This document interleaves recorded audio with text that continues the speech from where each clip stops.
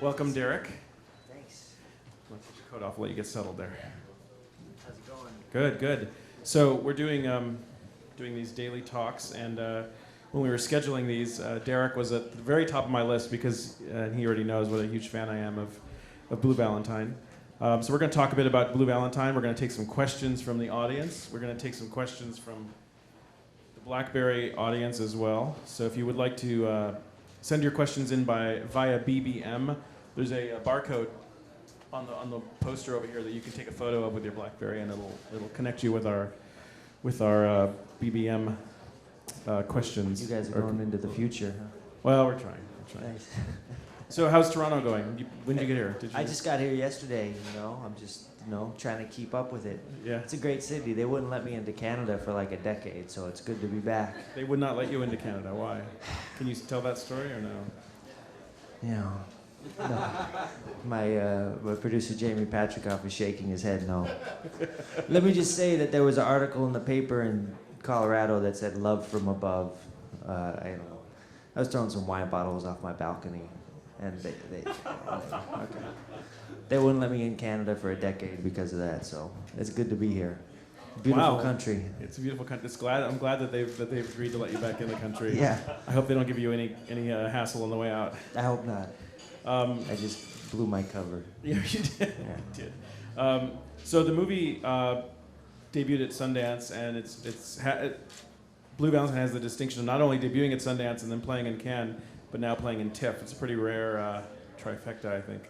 So it's a testament to obviously how strongly people feel about the movie. Yeah. It's cool. It's such an honor, to be. I could certainly describe the movie, but I am hesitant to give too much away. How do you describe the movie, just to give folks that may not have seen it yet a taste of? I just say it's just a love story. It's about dualities. It's about men and women and loving and hating and being young and being a young adult. And being married with children and the mysteries of love. Falling in love and falling out of love. Yeah, safe to say that it's Ryan Gosling and Michelle Williams depict this couple. Yeah. And we were thrown into the range of emotions that they experience at various stages of their relationship. And it can be really intense at times in both great and sad ways, I think, safe to say. Tell us a bit about where the story came from.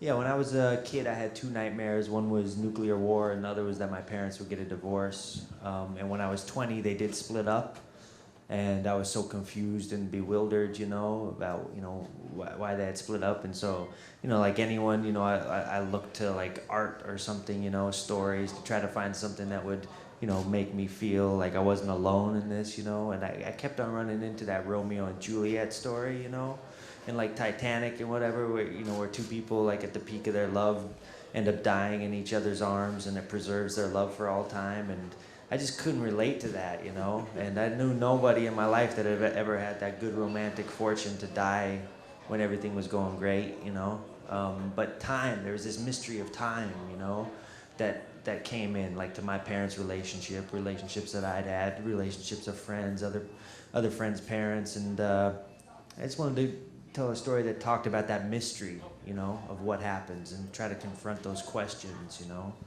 One of the, I can say there was a song that inspired me so many years, that Supreme song, Baby, Baby, Where Did Our Love Go, because, it's a question. That song was a question. It's a yearning. There's no answers in it. So I wanted to make a film that would be like the, hopefully like the cinematic equivalent of that song, that question. When you were thinking about this at 20, when your parents got divorced, did you have answers, or you were still looking for answers? Yeah, still looking. I don't have answers now, I'm still, what makes a mountain turn in, erode into a pebble over time, How does like a little seed turn into a redwood tree over 2,000 years? There's a mystery in time, in cooking. I cook all the time, There's, like make chicken soup. I know the chicken soup is better the longer it cooks, My favorite chef is that guy Justin Wilson. You know, the guy that wears the suspenders and the belt, because he always says the longer it cooks, the better it tastes. You know. Anyway, I have a fascination with time. You know. Well, with aging. this film was a slow cook. I mean, it was on Slow cook. Yeah. low burner for a very long, low heat for a very long Yeah. time, and then you turned up the heat quite Yeah, a bit. it's funny that the movie is about time, right? And the process to make the movie took so long to do. It's like, you know, I don't know, the process of making the movie and the movie itself were the same thing, you know, there was no separation between it, you know. And when we were making the film, there was actually these real things happening, you know, in front of the camera. I felt like we were capturing these moments that would only happen one time, you know. Let's take a step back. Yeah. This idea began, I guess, out of this divorce, and when you were 20. Yeah. How did you? When did you originally write it as a screenplay or as a story of some sort? I had my first film at Sundance, Brother Tide, back in '98, and I started writing it at Sundance. And you know, I wrote like 66 drafts over the course of 12 years. Wow. And you know, eventually met Ryan and Michelle, you know, in 2003 and 2005, and they really became the co-writers of the film. You know, I would have, you know, countless meetings with them or go out to dinner with them and just talk about the story, talk about the characters for years and years and years, just spend hours and hours and hours talking to them, and just I would get so inspired by, you know, what we would talk about together. I'd go home and rewrite the script based on that, and it seemed to have a life of its own, you know. And you know, finally, you know, when the opportunity came to make the film, I think 12 years sounds like a long time, and it is, but I think there's other films that take longer. Some films, I think any film that gets made is kind of a little small miracle that it gets done, you know, and just the timing has to be just perfect, you know. So I'm very thankful it took 12 years to make it, you know. I feel like it was the right time. Did you feel that way 6 years ago? No, 6 years ago, I kept on watching that Altman Popeye movie, and Robin Williams is like, I ain't no doctor, but I know I'm losing me patience. That was my quote, you know. So. I was waiting for the symbol. I mean, it's true story. So I mean, I'm sure you obviously faced hurdles in getting this movie to the screen. Yeah, but I was also in those 12 years. I had to, you know, I probably wasn't ready 12 years ago to make it. You know, like I said, I think it's a blessing. Going through it, it was a curse. Felt like a curse, but it was actually, you know, not to be all, you know, sound like, you know, I don't know, whatever. But it was, you know, the universe has control of things. You don't control things, you know. And yeah, I was thankful. I have a family now. I have kids, you know. 12 years ago, I probably couldn't have made a film that was as honest as it is now, you know. You know, because of experience. And also, I spent those 12 years, I did a lot of, to put food on the table, I made documentaries, you know. And as a documentary filmmaker, I learned how to listen, you know. And I tried to bring all the lessons that I learned making documentary films into a narrative, you know. I think I had a revelation, you know. There's the idea of Cecil B. DeMille as the director, you know, who came out with like the big megaphone, you know. And there's this, that's kind of like the archetypal image of a director, voice being projected, and everyone listens to that. And making documentary film, I felt like that megaphone I put to my ear and used it to like filter things in, you know, and to be like a very precise listener. And that's how I went. That was my process of making the film, was really try to listen to moments, try to set up situations and let them happen, you know, one time. You know, for instance, like, you know, there's a scene in the movie where Ryan gives Michelle a song, you know, that becomes their song. And, you know, I didn't pick the song, you know, because I felt like that's not my gift. You know, I'm not going to give you a gift to give to somebody. So one of the jobs for Ryan was to go find a song that he was going to give to Michelle, like Dean would give to Cindy. And he found the song. And so she never listened to the song, you know. So the moment on screen where she's listening to the song, that's the first time that she listens to it. You know what I mean? So there's these real moments that happen once. You can't really do a take two of that. You can, but the surprises aren't there. You know, the real moments aren't there. So we did a lot of that in the making of the film. Conversely, there was other scenes where we would shoot, like the shower scene, we would shoot for, you know, 2 days of Ryan and Michelle naked in the shower together, because, you know, to get to some kind of Kubrick-like endurance test for the actors to kind of break something down over time, where it wouldn't be self-conscious and cutesy, but after they were in a shower for 2 days together, it's like something else starts to happen. Confined space, very raw, very naked, Yes. very Yeah. So does that answer your question? Yeah, it does. Let me see if we have any questions yet from our UVM crowd. I think I just accidentally closed it. 1 sec. While I'm bringing that up, I'll ask a follow-up. I want to hear more about your background, and for folks that may be learning more about you, learning about you for the first time. Where did you grow up? How did you come to be a filmmaker? I grew up in Colorado, suburbs of Colorado. All my life, I always wanted to make films. I don't have memories of not wanting to make films, really. All your life being like literally from what age? Like when? I don't have any memories of not. From my first memory. I always would play with my Hot Wheels and imagine. My first movie was called King Tut. I think it was kind of based on that Steve Martin skit on Saturday Night Live, mixed with like this cool Hot Wheel I had. It was just gonna be anyway. Is that because you were watching? I mean, obviously you were aware. I'm part of the VHS generation, So I remember the first time we ever rented a VCR. It was for my brother's 8th birthday party. I was 5, gonna be 6, and we rented Creepshow and Airplane 2, and we watched it, And then a couple months later, it was my 6th birthday, and so I had a slumber party. I rented the VCR and watched Creepshow and Airplane 2. And then come April, HBO played Creepshow and Airplane 2, and we bought our own VCR and we recorded it. And then, the next year at school, I brought a friend home every day after school, and we watched Creepshow. I watched Creepshow every day, And So just I see a connection there. Creepshow, maybe? Yeah, Creepshow. Yeah. Anyway. Why that movie? What was it about? I don't know. I just love that movie.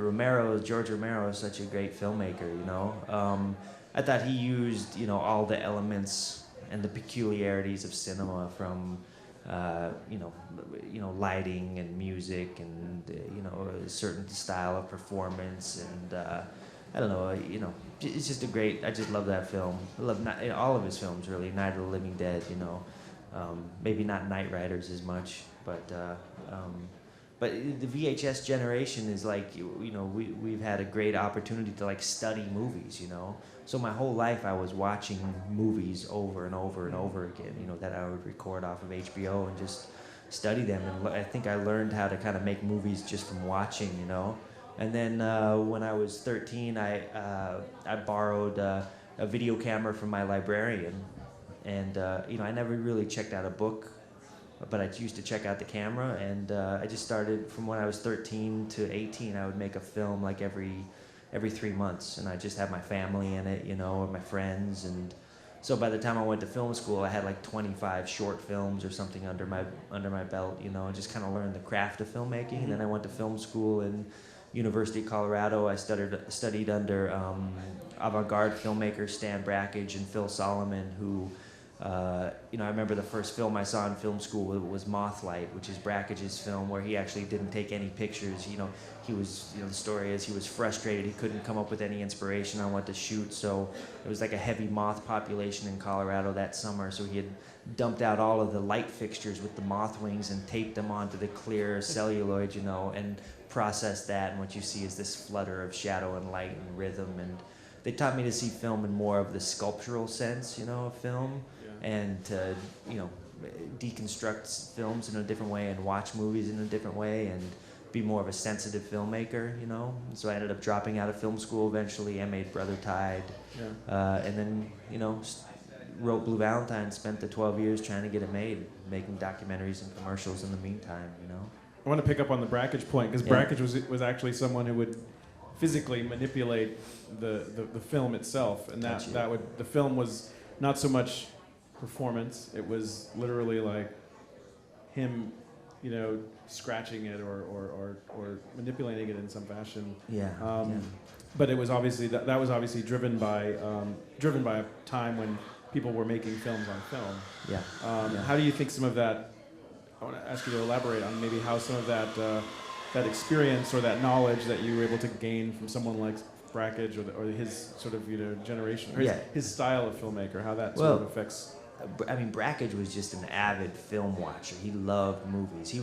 he was my film history teacher, and he'd always have his wireless mic on, you know, and he would forget to turn it off in the movie, so you'd watch a movie and you'd have like this laugh track of Brackage the whole time, you know. He had this deep belly laugh like Santa Claus or something, you know, and he was watching it and loving it so much, and he did some interesting things. I had a really peculiar, film school experience because, you know, for instance, like when he did the Leni Riefenstahl Day, he had believed that Riefenstahl had come up, and the Nazis had come up with a grain structure, a Nazi swastika pattern grain structure, and so for 3 hours he drew swastikas on the chalkboard, thousands of swastikas, to show us just over the top of each other, to show us what swastika grain structure looked like.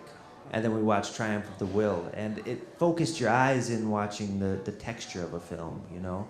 He, for the Ivan the Terrible Part 2, he racked the projector completely out of focus because he wanted us to see how Eisenstein was playing with editing and how the shadows were working off of each other. And it was true, every cut was like a collision, you know. There was X's going on everywhere. And so I think what the avant-garde film world, you know, taught me was about, you know, experimentation, that there's not just one way to tell a story, you know, and that there's process and aesthetic and form which creates emotions or creates things that you're not aware of. And you know, my teacher Phil Solomon always told me, though, that form must illuminate content, you know, and not vice versa. And I think in my first film, Brother Tide, I think it was a little bit of content illuminating form. And with Blue Valentine, I really wanted to humble myself with my formalist techniques, you know, and really just make a film that was about performance and have all of my formalism go to feed and to inform that performance, you know.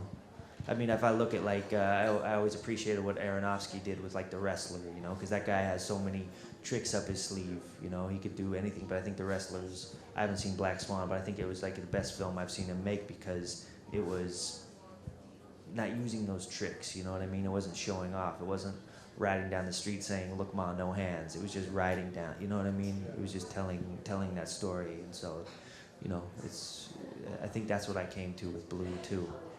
From the perspective of form, were there specific films that you thought about in conceiving the structure and form of Blue Valentine, or is it more just taking from these things that you'd learned and sort of? Yeah, I mean, the first movie that inspired Blue Valentine was Godfather Part 2 in terms of structure, where you have the past and, you know, you have the rise of the father and the fall of the son, you know, telling it this, you know, taking its place at the same time. And then I look back to like Intolerance, D.W. Griffith, you know, the crosscut structure, you know, and crosscuts are just very powerful cinematic editing tool, you know. So that's what kind of, you know, begat our structure, you know. How difficult is it to get that balance? That right? balance is the most difficult structure. I mean, the most difficult aspect of this film is balancing the dualities, because Blue Valentine is a duet. It's a duet between a man and a woman, between their past, their present, between film and video, between youth and young adulthood, between physicality and being more trapped in your mind, between long-term memory and short-term memory. And the key to the success of this film is that one doesn't outweigh the other, you know. And it's a very difficult tightrope walk, especially in editing, to make that balance. And I feel like we've come, you know, I don't think we fought, you know, I think we're still a man on wire. How have you refined the film since showing it? What kind of feedback have you been getting from festival audiences? How is the experience of showing it to an audience It's great. affected you? I love showing it to an audience. That's the only way I can actually see the film now, because I've seen it like hundreds of times. But to watch it with an audience, to feel the energy with the audience, it's alive when I show it to an audience, you know.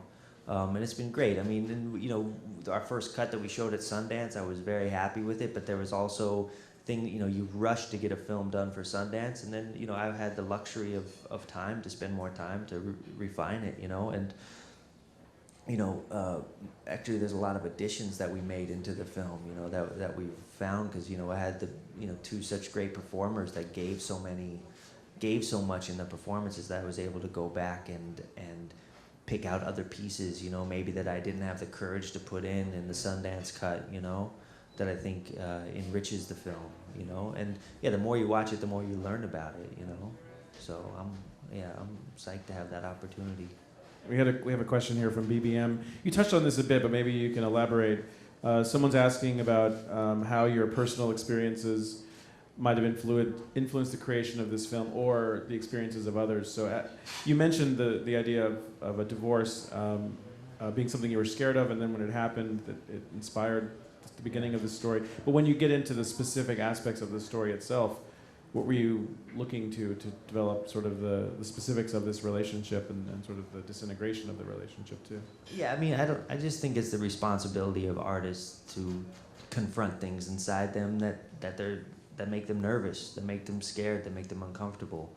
And you know, everything in the film, you know, is something I have either, you know, experienced or witnessed or imagined, you know, and then you put that into a script. Then you get great actors like Ryan and Michelle to take it one step further, you know, and to like really, you know, realize it. And yeah, I mean, that's the process, you know. But you know, you start out one of these processes and you think maybe, you know, you're not gonna have like the same problems afterwards. That like, you know, you're gonna be fine or something afterwards.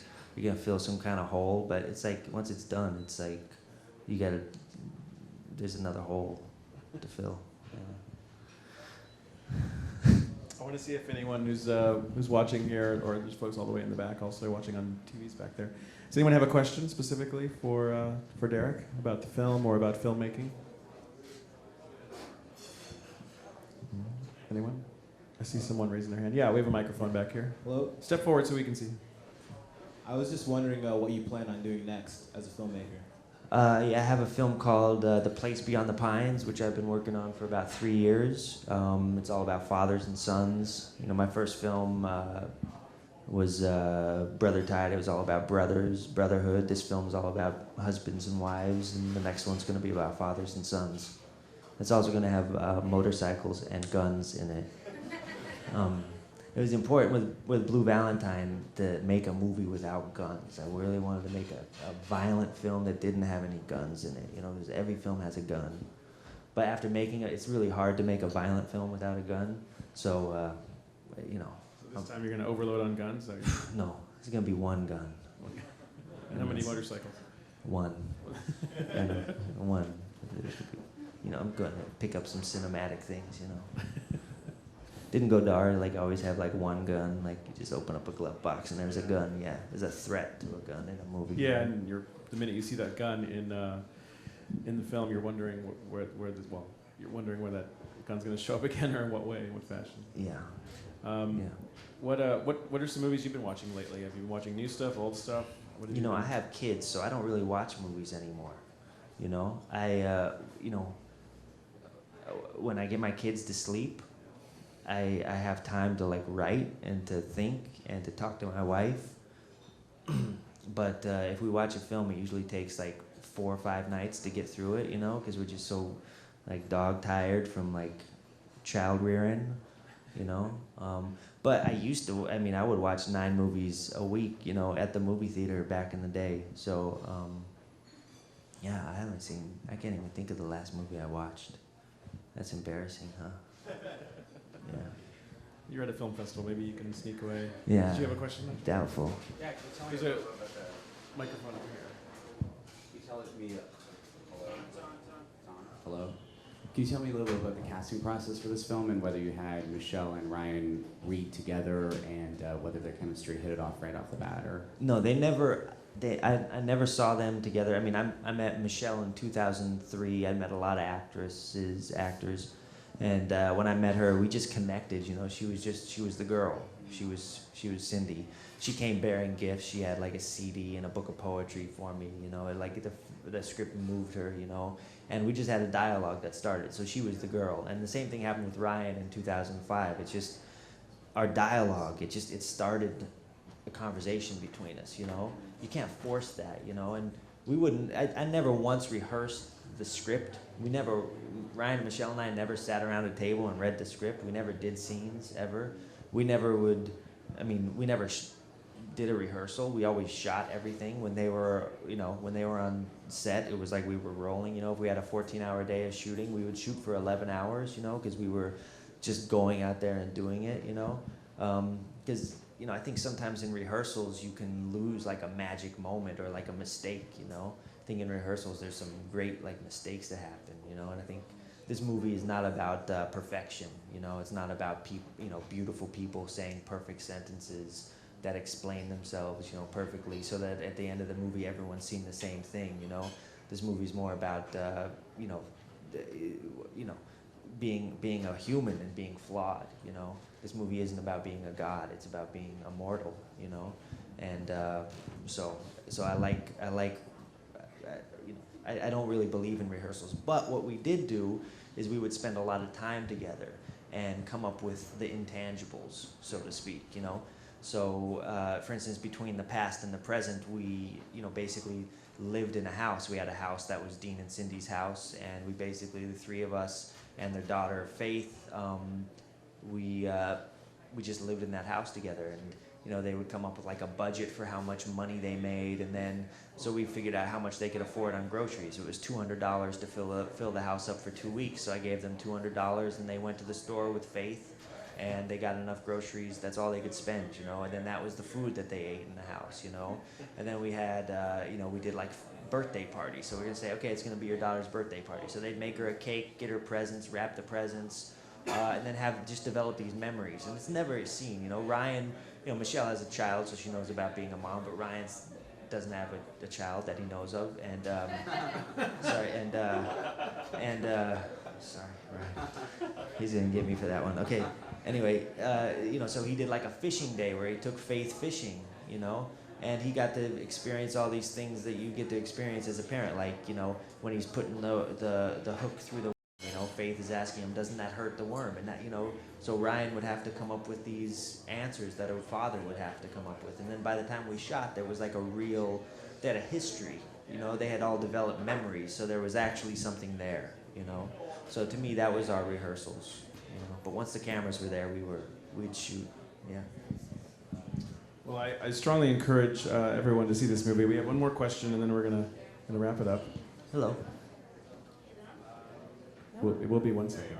Hey. There you go. Hey, my favorite scene, and I think it might be yours too because you resurrected the audio over the credits, is the ukulele and dancing in the street, which felt very spontaneous and very joyful. How did you direct that scene? That was, a lot of the past of the movie. I felt like I was making a documentary of two people falling in love, And what we would do was set up situations and protect Ryan and Michelle in a certain way and let them do these things. So that was the night where they were getting to know each other. So we had 12 blocks in the street of Honesdale, and we walked up and down the street all night for 11 hours talking, and Ryan had in his bag, he had all of his questions that he would ask her. She had all of her questions that she would ask him. And then we had these, a lot of those things never made it into the film because there was a lot of great stuff there. And then one of the things we had was, his character was always going to be a musician, always had this talent as a musician. And so again, that was something that I let Ryan decide what song he was going to sing. So about a year before we shot, Ryan left me a voice message. He was like, check this out, maybe this is the song. And he played me You Always Hurt the Ones You Love with the ukulele. So that was it. Michelle had also told me that she was a tap dancer, and so I had seen her tap dance, I had heard him sing, but they had never seen or heard each other do it. So we set up the scene where it's like, okay, Ryan, ask her what she can do, if she has any special talents. And I knew that Michelle's special talent that we had been working on, that she had told me about, was that she could tap dance. And I knew that his special talent was the song. So we're walking, and that scene pretty much plays out. Do you have any special talents? Really, you can tap dance? Get over here, and I'll sing, you tap dance. And that moment is happening for them for the first time. It was all set up. We knew we had. If you look, her wedding dress is actually in the window of that room. It's happening for real. And for those two characters, and for Ryan and Michelle, she had never heard him sing before, and he had never seen her dance. So it's a real living, breathing moment. And we did take two, but it's not as good because there's expectations in take two, and you know what's going to happen, and that lack of surprise. And just to make a long story short, my main direction to any actor is to surprise me and to come up with these moments. Because as an audience member, if you see something for the first time, you know, or as a director, if I see something for the first time that I'm surprised about, and you know, and it's like really alive, I know as an audience member, you're also going to feel that, you know. So I'm glad you like that scene. Yeah. Derek, I want to thank you for spending time with us today. Congratulations on the movie. Thank you very much.